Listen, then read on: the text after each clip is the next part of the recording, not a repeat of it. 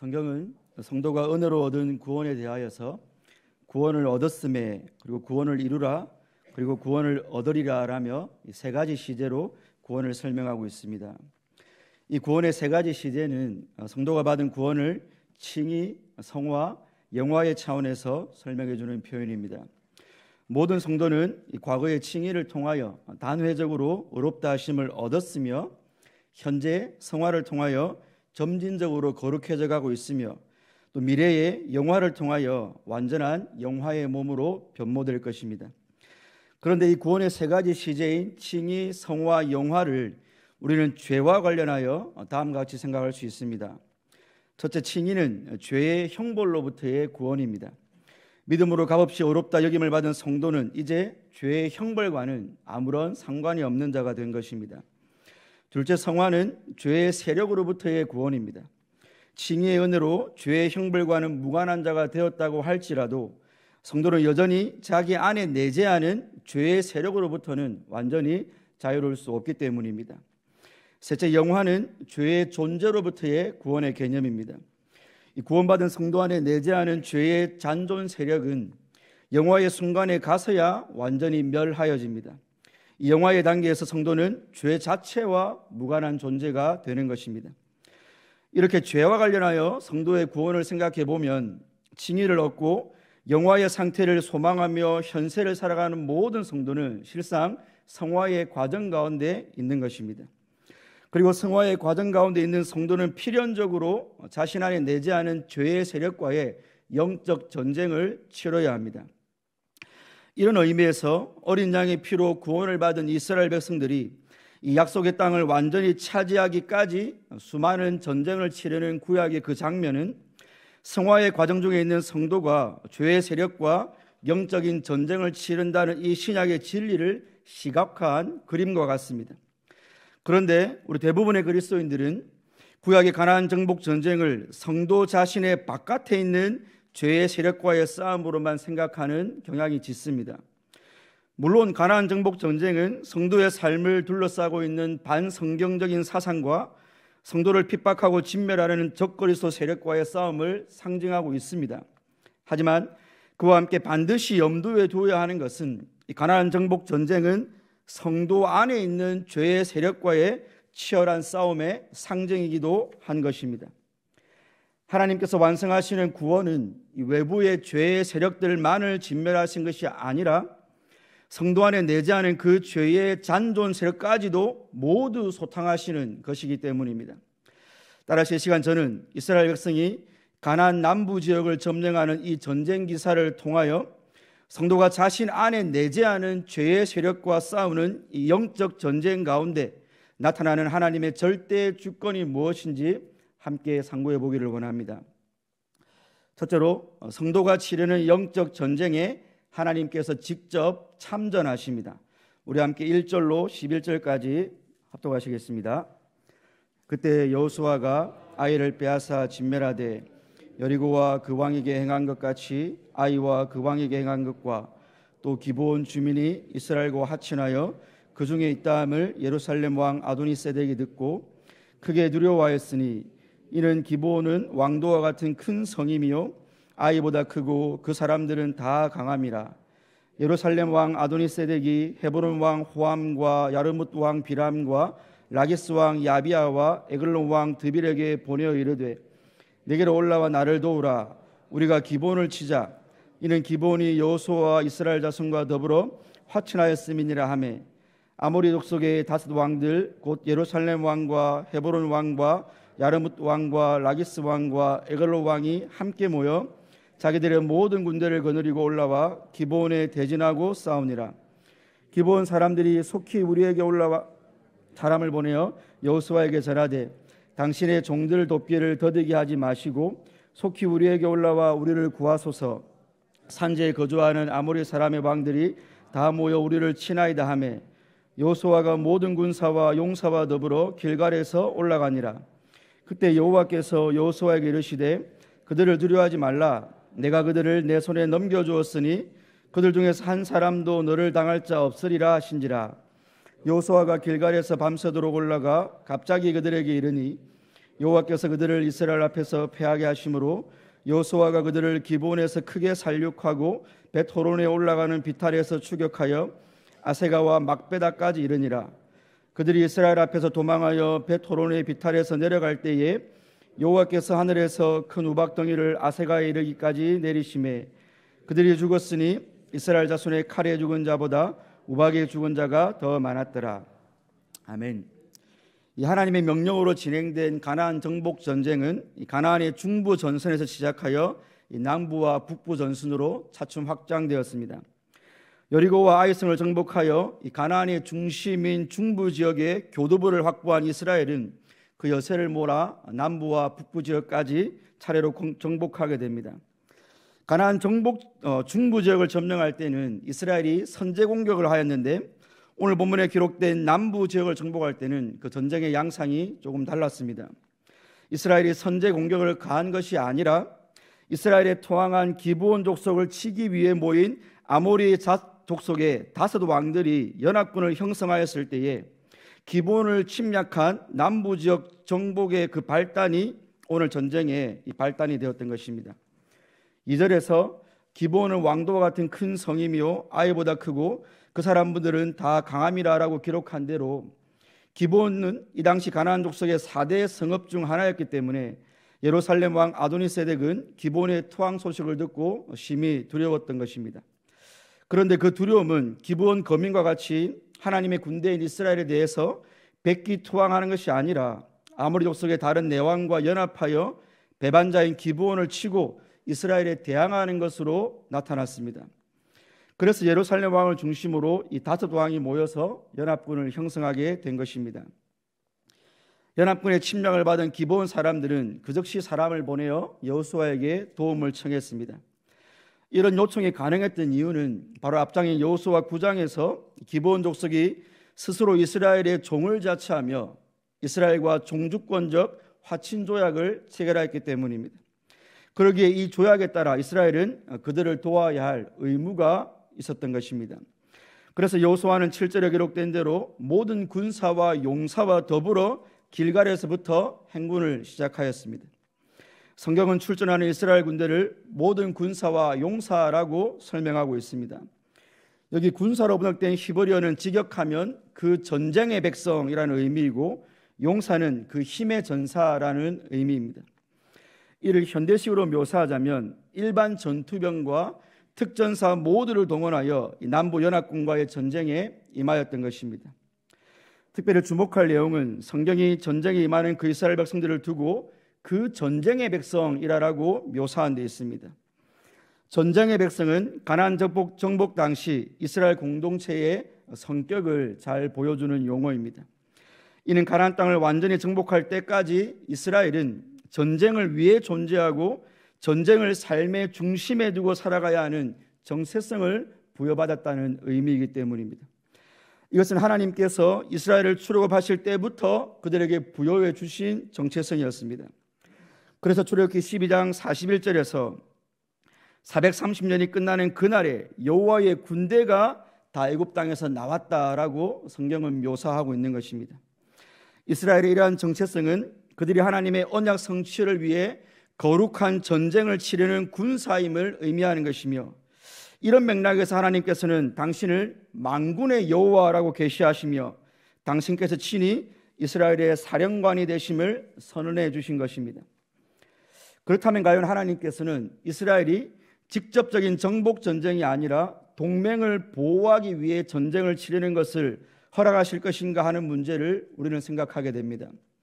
이에 대해 성경은 8절을 보시면 여호와께서 여호수아에게 이르시되 그들을 두려워하지 말라. 내가 그들을 내 손에 넘겨두었으니 그들 중에서 한 사람도 너를 당할 자 없으리라 라고 말씀해 주셨습니다. 하나님께서는 연합군과의 전쟁을 허락하신 것만이 아니라 그 전쟁의 승리까지도 보장해 주신 것입니다. 두려워하지 말라며 여호수아를 독전하셨고 내가 그들을 내 손에 넘겨주었다며 승리를 보장하신 하나님께서는 그 승리의 보장을 당신께서 친히 그 전쟁에 참전하시는 것으로 성취하셨습니다. 10절 상반절을 보시면 여호와께서 그들을 이스라엘 앞에서 패하게 하시모라고 한 대로 그 전쟁의 실질적인 선봉대장은 바로 여호와 하나님이셨습니다. 그리고 우리 한글 성경에는 10절 중반을 여호수아가 그들을 기본에서 크게 살육하고로 번역했지만 사실 원어 성경에는 10절에 여호수아 이름이 등장하지 않고 다만 그가 크게 살육하고 추격했다라고만 되어 있습니다. 그래서 RSV나 NASB 같은 영어 성경과 공동번역 성경은 이 구절의 주어를 여호와라고 번역을 해놓았습니다. 그러니까 대적들을 패하게 하시고 크게 살육하시고 끝까지 추격하신 분도 여호수아가 아니라 바로 여호와 하나님이신 것입니다. 그리고 11절 중반절에서 여호와께서 하늘에서 큰 우박덩이를 아세가에 이르기까지 내리심에 그들이 죽었으니 이스라엘 자손의 칼에 죽은 자보다 우박에 죽은 자가 더 많았다라고 한 대로 오늘 본문은 처음부터 끝까지 이 전쟁의 승리가 여호와의 참전하심에 근거하고 있음을 증거하고 있는 것입니다. 성도 여러분, 성경에서 한글 성경으로 복음으로 번역된 헬라어는 유앙겔리온이라는 단어입니다. 잘 아시는 대로 유앙겔리온은 기쁜 소식을 의미하는데 이 단어는 소식을 가져오는 자를 뜻하는 유앙겔로스에서 유래된 단어입니다.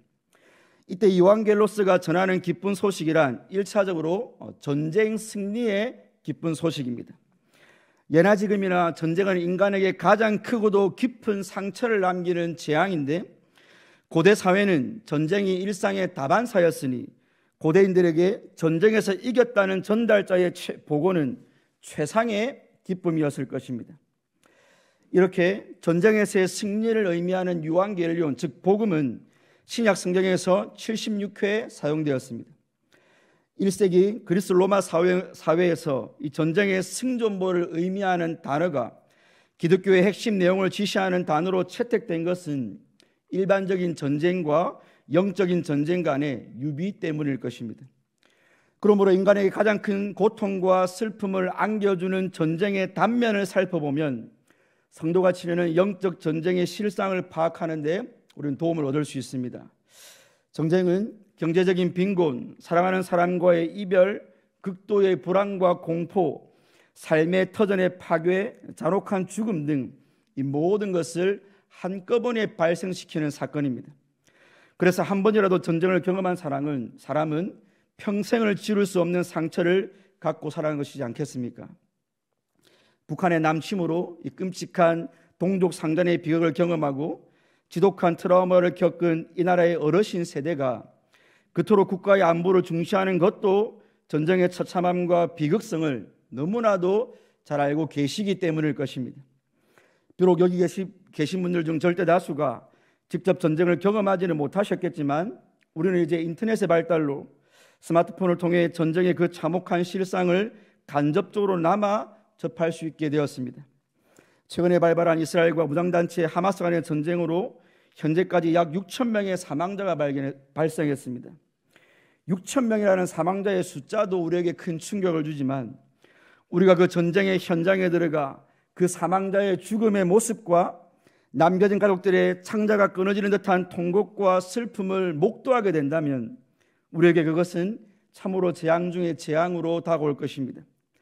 이런 전쟁의 참상에 대해 러시아의 대문호 톨스토이가 전쟁처럼 악하고 소름 끼치는 일은 이 세상 어디에도 없다라고 한마디로 잘 정의해 주었습니다. 그런데 성도 여러분, 이처럼 죽음보다 더하는 끔찍한 고통을 안기는 전쟁이 구원을 받고 난 이후에 성도의 성화의 과정 속에 있는 그 그리스도의 내면에서도 발발하고 있음을 알고 계십니까? 성도의 내면에서 일어난 이 전쟁은 결코 불신자에게서는 찾아볼 수 없는 전쟁입니다. 왜냐하면 사도 바울이 로마서 7장에서 표현한 대로 하나님의 법을 즐거워하는 속사람과 그 속사람과 함께 공존하고 있는 죄의 법과의 치열한 싸움이기 때문에 그렇습니다. 죄의 세력과의 영적인 전쟁은 일반적인 전쟁 상황을 통과하는 것만큼이나 힘들고 고통스럽기 때문에 사도 바울은 나는 정말로 비참한 사람이로다. 누가 나를 이 죄의 세력으로부터 구원해 줄 수 있는가 하고 비명을 질렀던 것입니다. 사실 자신 안에서 발생하는 성화의 싸움을 인지하고 있는 성도라면 영적 전쟁이 주는 고통으로 인하여 사도 바울과 같이 고통의 절망의 비명을 지르게 될 것입니다. 혹시 이런 탄식이 여러분들의 내면에는 없습니까? 하나님, 원수까지도 사랑하는 당신의 말씀은 너무나도 아름답고 달콤하지만 이 죄인의 실상은 사실 가장 가까운 가족조차도 사랑하기가 어렵습니다. 사랑할 만한 사람들만 사랑하는, 그래서 불신자도 할 수 있는, 아니 어쩌면 불신자들이 더 잘하는 그 세상 사랑의 수준을 초월하는 것이 도무지 불가능합니다. 사랑은 고사하고 지체의 작은 실수 하나 용납하기가 저에게는 너무나 어렵습니다라는 절규가 여러분들에게는 있습니까? 그리고 여러분들에게는 인연 비명도 있지 않습니까? 하나님, 이 세상 무엇보다 하나님을 정말로 사랑하고 싶고 하나님보다 사랑하는 그 대상이 우상이라는 것도 너무나도 잘 아는데 내 영혼이 잠깐만 한눈을 팔면 내 눈에 보이는 물질과 내 자녀와 그 내 비전과 세상 쾌락을 우상으로 섬기는 이 우상 숭배로 내가 순식간에 전락해버리고 맙니다. 이건 도무지 제 자신의 결단이나 의지만으로는 마음과 뜻과 정성을 다하여 하나님을 사랑하기란 불가능해 보입니다. 이런 제가 어찌하겠습니까? 라는 비명말입니다, 여러분. 그리고 무엇보다도 여러분 자신의 내면이 역겹게 느껴지며 그 죄의 세력이 소름 끼치게 강하다는 사실을 인식하는 순간은 여러분이 어떤 죄에 대해서 하나님께 회개를 하고 있으면서도 회개를 하는 바로 그 순간에도 마음 한편으로는 그 죄를 지을 수 있는 환경이 더 지속되기를 바라는, 바로 죄에 포로된 자신을 발견할 때 우리는 그 죄에게 소름을 느끼게 되는 것입니다. 이렇게 죄의 세력과의 전쟁에서 백전백패할 수밖에 없는 자신의 비참한 처지를 알고 절망에 빠진 그런 성도님에게 하나님께서 그 전쟁에 참전하시어 우리의 대적을 진멸하시고 우리를 반드시 승리하게 하신다는 이 소식이야말로 복음 중에 복음이 아니겠습니까? 나 자신은 내 마음에 드는 그 사람 외에는 누구도 진정으로 사랑할 수 없지만 하나님께서 내 안에서 그 무관심과 미움의 세력과 하나님이 친히 싸워 이기심으로 내가 하나님을 믿고 그분의 싸움에 동참할 때 진정한 이웃사랑을 실천할 수 있는 것이 복음입니다. 또한 내 힘과 의지만으로는 마음과 뜻과 정성을 다해 하나님을 사랑하는 것이 절대로 불가능하지만 하나님께서 내 안에 죄의 세력과 친히 싸워 세상 사랑을 몰아내심으로 온전한 하나님 사랑이 가능하다는 이 승전보야말로 성도를 기쁘게 하는 복음인 것입니다. 그러므로 여호와께서 성도님의 편이 되어 성도의 영적 전쟁을 승리로 이끄신다는 이 복음의 소식으로 인하여 영적 정전을 위한 두려움이 평안함으로, 애통이 기쁨으로, 절망의 탄식이 승리의 환호로 바뀌시기를 주님의 이름으로 축원드립니다. 둘째로 성도가 치르는 영적 전쟁의 기간을 정하시는 분도 하나님이십니다. 우리 12절로 14절까지 합독하시겠습니다. 여호와께서 아모리 사람을 이스라엘 자손에게 넘겨주시던 날에 여호수아가 유부밖에 이르러 이스라엘의 목전에서 이르되 태양아 너는 기브온 위에 머무르라, 달아 너도 아얄론 골짜기에서 그리할지어다 하매 태양이 머물고 달이 멈추기를 백성이 그 대적에게 원수를 갚기까지 하였느니라. 야살의 책에 태양의 중천에 머물러서 거의 종일토록 속히 내려오지 아니하였다고 기록되지 아니하였느냐. 여호와께서 사람의 목소리를 들으신 이 같은 날은 전에도 없었고 후에도 없었나니 이는 여호와께서 이스라엘을 위하여 싸우셨음이니라. 아멘. 여호와께서 남부 연합군과의 전쟁에 친히 참전하시어 대적을 패하게 하시고 크게 살육하심으로 이스라엘의 승리가 완전히 굳어진 상황이었습니다. 그런데 그렇게 전세가 거의 기운 바로 그때에 여호수아는 이스라엘 자손들이 보는 목전에서 태양아 너는 기브온 위에 머무르라, 달아 너도 아얄란 골짜기에서 그리할지어다 하고 하나님께 기도를 올려드렸던 것입니다. 여기 아얄론은 기본에서 서쪽으로 4km 떨어진 곳에 위치한 지역입니다. 그러므로 태양은 동쪽인 기브온 위에 머물러 있고 다른 서쪽인 아얄란 골짜기에 머물게 해달라는 여호수아의 기도는 밝은 낮을 연장시켜 달라는 간구였던 것입니다.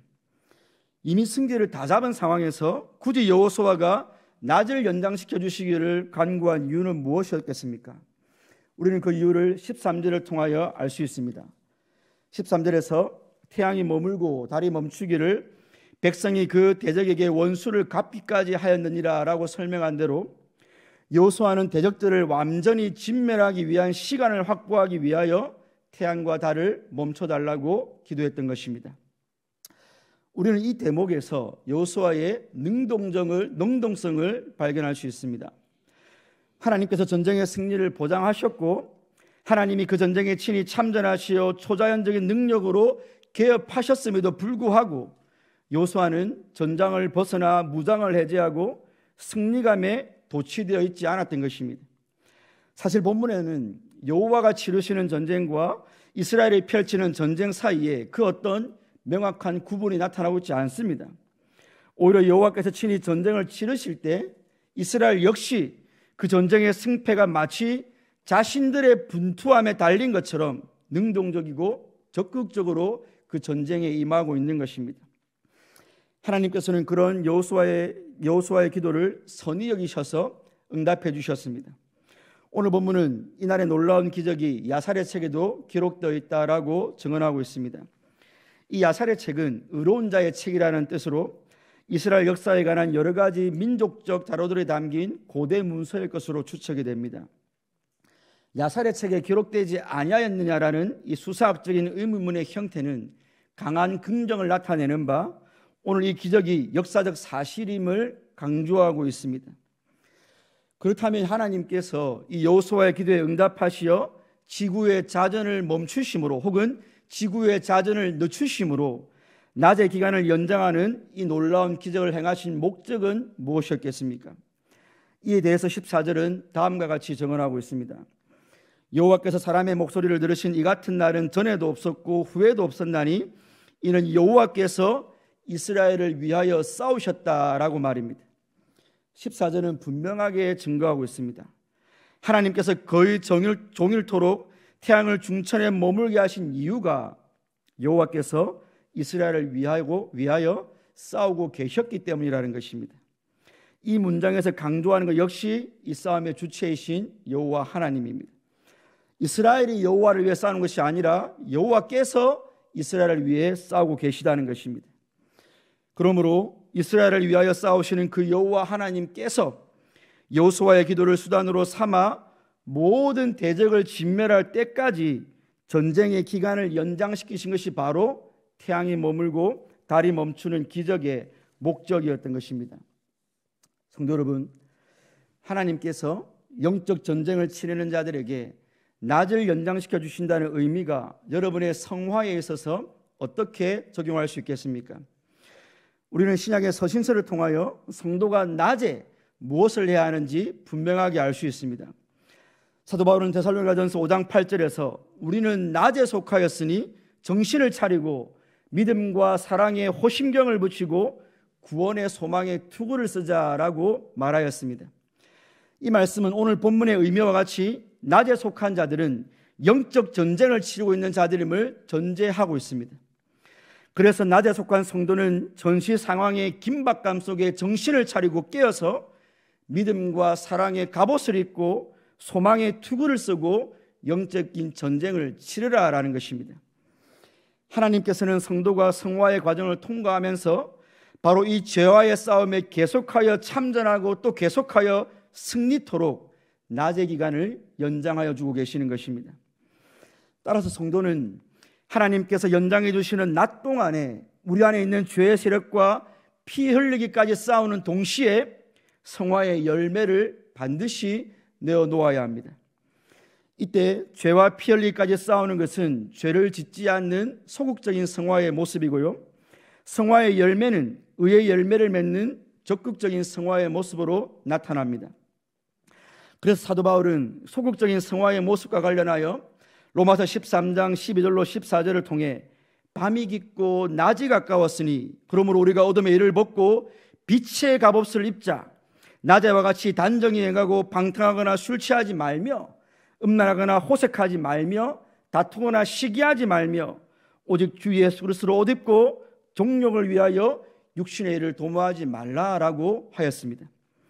이 구절에서 잘 드러나는 것처럼 낮의 싸움을 싸우는 성도는 방탕하거나 술 취해서는 안 되고요, 음나거나 호색해서도 안 되며 다투거나 시기해서도 안 되며 정욕을 위하여 육신의 일을 도모해서도 안 되는, 하지 말아야 되는 성화의 소극적인 삶을 살아야 합니다.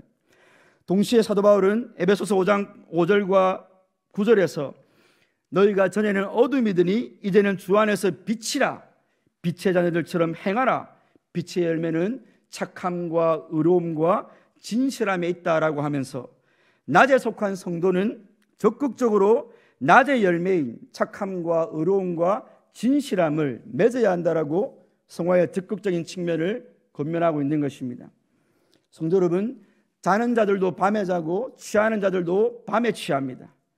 그래서 하나님께서는 성화의 싸움을 싸우는 자들에게 그런 영적인 밤이 오지 않도록 지금도 여러분을 위하여서 낮을 연장시켜주고 계시며 그 날 동안에 우리에게 성화의 분투를 싸우라고 권면하고 계시는 것입니다.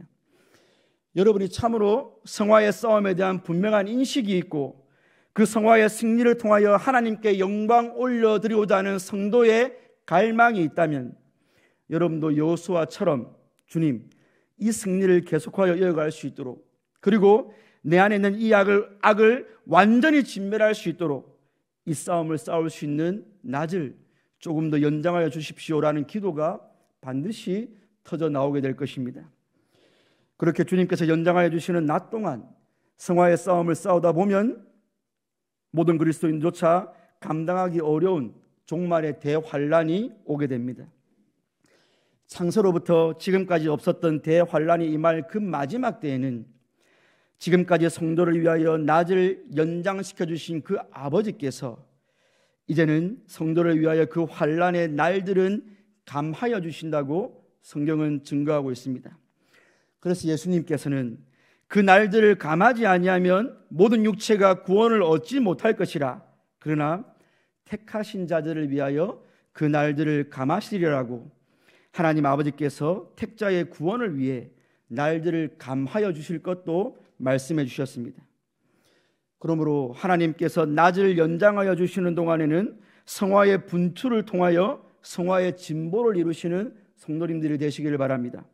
또한 그 싸움을 싸우느라 죽도록 충성한 자들을 위하여 하나님께서 종말의 날을 감하여 당신의 품으로 안아 올리실 때 예수님의 품에서 눈물을 닦고 이제 더 이상 전쟁이 없는 영원한 안식과 평화를 누리시는 성도들 되시기를 주님의 이름으로 축원드립니다. 사랑하는 경양의 성도 여러분, 그리고 오늘 헌신을 재확인하시는 제16, 17, 18 남돈교회 회원 여러분, 사도 요한은 요한일서 1장 8절에서 만일 우리가 죄 없다 하면 스스로 속이고 또 진리가 우리 속에 있지 않다라고 하였습니다. 이 구절을 통해서 성도가 이 땅을 살아가는 동안에는 다시는 죄를 짓지 않는 완전한 영화의 상태에 도달할 수 없음을 주지시켜 준 것입니다. 그래서 종교개혁자 마틴 루터도 로마 천주교와 토론을 위해 내걸었던 95개조 반박문 제1문에서 주님이시며 선생이신 그리스도께서 회개하라고 말씀하셨는데 이는 신자들의 전 생애가 회개하는 것이어야 된다라고 말을 했습니다. 그리고 제4문에서는 참된 심적 회개란 사람이 자기 자신을 미워하는 것이니 이것은 우리가 천국에 들어갈 때까지 지속할 것이다 라고 했던 것입니다. 성경의 가르침에 입각한 루트의 주장대로 성도는 이 세상을 떠날 때까지 자신 안에서 일어나는 강력하고도 흉악한 죄의 세력에 맞서 영적인 전쟁을 반드시 치러야 합니다. 이처럼 평생을 죄와의 영적인 전쟁을 치러야 하는 성도의 현 상태는 마치 출애굽한 이스라엘 백성들이 가나안의 주요 거점 도시를 모두 장악하고 이제 땅을 분배받아 그 땅에 정착은 하였지만 가나안 거민들을 완전히 쫓아내지를 못하고 지속적으로 그들과 긴장 상태를 유지하고 있는 것과 동일합니다. 그래서 여호수아서에는 이스라엘이 그 온 땅을 점령하여 이스라엘 지파의 구분에 따라 기업으로 주매 그 땅의 전쟁이 그쳤다라고 최종적인 승리와 전쟁의 완료를 말하면서 동시에 여호수아는 나이가 많아 늙었고 얻을 땅은 매우 많이 남아있도다라고 하면서 계속적인 전쟁과 전쟁의 미완료를 함께 언급하고 있는 것을 우리는 보게 되는 것입니다. 이는 마치 우리 기억신앙의 중요한 명제인 이미와 아직의 긴장을 잘 보여주는 것과 같습니다. 우리가 죄의 형벌로부터는 이미 구원을 받았으나 죄의 존재로부터는 아직 완전한 구원에 이르지 못한 신자의 긴장 상태를 땅 정복이라는 그림을 통해서 여호수아서가 증거하고 있는 것입니다. 그런데 여러분, 가나안 땅 정복에 있어서 이 모든 긴장 상태가 사라진 때가 있는데 그 시기는 여호수아 시대로부터 약 400년이 지난 다윗의 시대였습니다. 즉 가나안 땅을 주시겠다는 하나님의 언약이 다윗 왕 시대에 성취된 것입니다. 이와 마찬가지로 성도 안에 내재하는 가나안 거민들을 모두 정복하는 것도 다윗이 예표하는 예수님의 재림 때에야 완성될 것입니다. 예수님이 다시 오셔서 죄의 모든 세력을 멸하실 때 성도는 영화의 상태로 호련히 변화될 것이며 그때에는 평강의 왕이신 예수님이 주시는 완전한 평화를 우리가 누리게 될 것입니다. 성도 여러분, 바로 이 최종 승리의 날까지는 그리스도께서 이루실 완전한 정복의 소망을 가진 채 여러분 안에 내재하는 죄의 세력과 싸우고 또 싸우시기를 바랍니다. 성도의 심령은 하나님이 주권적으로 통치하시며 다스리는 하나님의 영토입니다. 그런데 왕 대신 하나님께서 다스리는 성도의 심령에 하나님을 대적하는 세력이 불법적으로 일부를 점령하여 우상 숭배와 미움과 시기와 질투와 탐욕과 음행과 방탄의 포탄을 퍼붓고 있는데 참된 성도가 어찌 그 대적과 부안해동하면서 아무렇지도 않게 죄를 먹고 마실 수 있단 말입니까? 물론 참된 성도라 할지라도 죄 짓는 데 빠르며 죄 유혹에 쉽게 넘어가기도 하고 심지어 죄를 습관처럼 즐기고 있는 자신을 발견할 때가 있어서 비통함과 패배감에 사로잡히기도 합니다. 하지만 성도가 영적 전쟁에 패배하여 비통함과 패배감에 빠진 바로 그 순간에 성도를 대신하여 지금도 친히 선봉에서 싸우고 계시는 만군의 하나님을 의지할 때 그 영적 전쟁의 전세는 순식간에 역전되고 맙니다. 성도 안에서 연합군을 형성하여 성도를 사로잡으려는 그 불법 세력들을 만군의 여호와께서 먼저 앞서 나가시면서 철장의 권세로 깨트리시고 질그릇같이 부수시기 때문입니다. 이처럼 하나님께서 친히 참전하시어 전쟁의 승리를 쟁취하시는 바로 그때에 그리스도의 군사로 싸우는 성도는 결코 수동적인 태도가 아니라 오히려 더욱 능동적으로 전쟁에 임하셔야 합니다. 한두 번 죄의 유혹에 맞서 싸워 이겼다고 쉽게 무장을 해제하고 전쟁이 모두 끝난 것처럼 굴지 마시고 자신의 심령에 파수꾼을 세워 늘 영적인 거룩한 긴장감을 유지한 채 하나님이 기뻐하시는 거룩한 열매를 맺어야 하는 것입니다. 아무쪼록 성도가 자신의 힘으로 싸워서는 영적 전쟁에서 백전백패할 수밖에 없음을 통감하심으로 영적 전쟁의 통수권을 속히 하나님께 내어드림으로써 모든 영적 전쟁에서 백전백승의 전과를 거두시고 또한 성화의 진보라는 승리의 전리품으로 하나님께 영광을 돌리시는 성도님들 되시기를 주님의 이름으로 축원드립니다.